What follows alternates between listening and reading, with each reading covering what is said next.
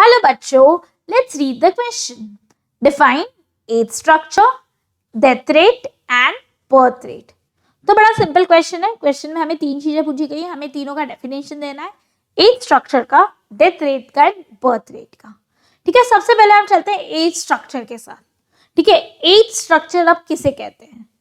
Okay, तो हर population में क्या होता है, अलग अलग तरीके के लोग होते हैं. कुछ बच्चे होते हैं, कुछ बड़े होते हैं, कुछ मिडिल एज होते हैं और कुछ बुढ़े होते हैं, ओल्ड एज होते हैं. ठीक है, अब जो बच्चे होते हैं, यू टेल मी, क्या ये बच्चे खुद के लिए अर्न कर सकते हैं? क्या ये इकोनॉमी में कुछ कंट्रीब्यूशन करते हैं? नहीं. उनका काम क्या है? खाली स्कूल जाने का. Okay, they are not the earning people.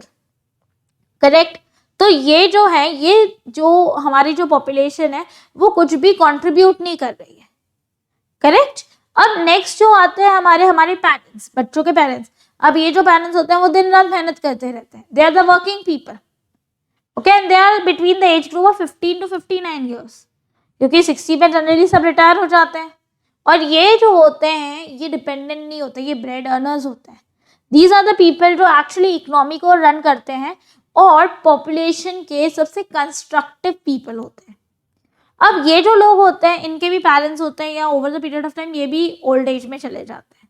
और जब ओल्ड एज में चले जाते हैं, they can not work any more and again they have become dependent. तो इस तरीके से क्या होता है कि जो हमारी पूरी जो पॉपुलेशन है वो अलग अलग एज ग्रुप्स में डिवाइड हो जाती है. ठीक है, एक होता है 0 to 15 years that are children, 15 to 59 years that is working crowd and 59 above is this aged crowd. और ये जो नंबर होता है इनका वो भी अलग अलग होता है. मतलब आप ये कह सकते हो कि 40% चिल्ड्रन है. ओके, उसमें से 40% वर्किंग क्लास है, 20% एजेड है.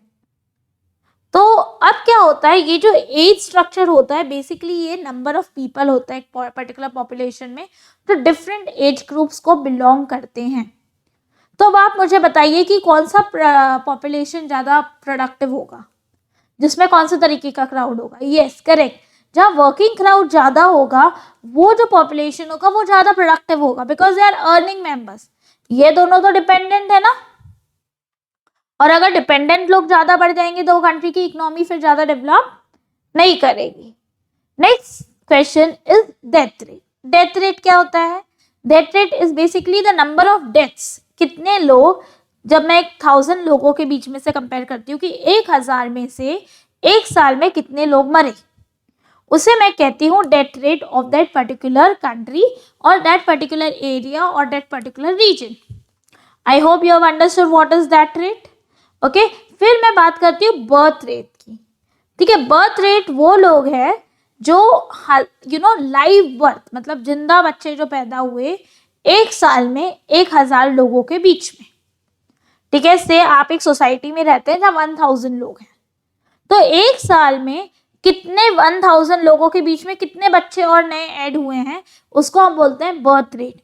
और वही 1000 लोगों के बीच में से कितने लोग मर गए उसे कहते हैं डेथ रेट. जैसे अभी कोविड में डेथ रेट इंक्रीज्ड. यस और नो, हम हमारे आसपास कितने सारे लोगों को मरते हुए देख रहे थे. And how is the death rate coming कि 1000 लोगों का एरिया ले लिया, उसमें से कितने लोग मरे हैं, उससे हमें पता चल जाता है कि इतनी डेथ रेट है पर्टिकुलर रीजन की. So I hope you have understood the question as well as the answer.